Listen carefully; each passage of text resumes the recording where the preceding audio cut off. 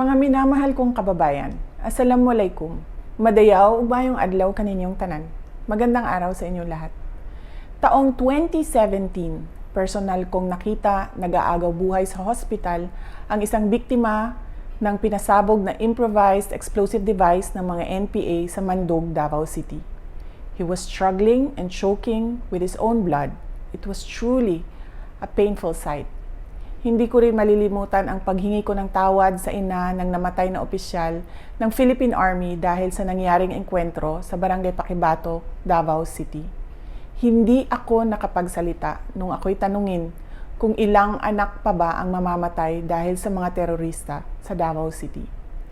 Mga kababayan, walang katulad ang kasamaan ng teroristang Communist Party of the Philippines, National People's Army at National Democratic Front of the Philippines sa kapwa nila Pilipino.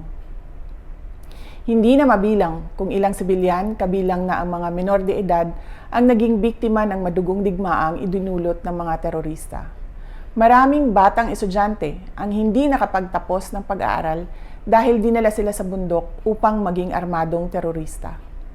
Hindi na rin mabilang ang mga barangay captains, kagawad, security volunteers, pulis at sundalo na nagbuwis ng kanilang buhay para protektahan ang ating mga komunidad. Nananawagan ang kanilang mga pamilya ng hustisya, subalit hindi ito makakamit kung bibigyan natin ang mga teroristang grupo ng amnestiya sa pamamagitan ng Proclamations 403 at 404. Sumusuporta ako sa mga hakbang para itaguyod ang kapayapaan sa bansa because the fight against terrorists is deeply personal to me as it is deeply personal to the families of countless Filipinos whose lives were forever upended because of the madness of terrorists. Pero hindi ang pagbibigay ng amnestiya ang daan sa kapayapaan.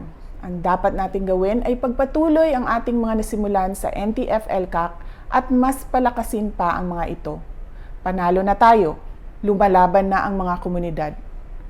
Mr. President, the government's statement with the NDFP in Oslo was an agreement with the devil. Napatunayan na natin sa kasaysayan na hindi sila seryoso at wala silang sinseridad sa usaping pangkapayapaan.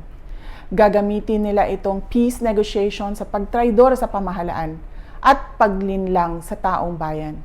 We appeal to your power to review these proclamations and agreements.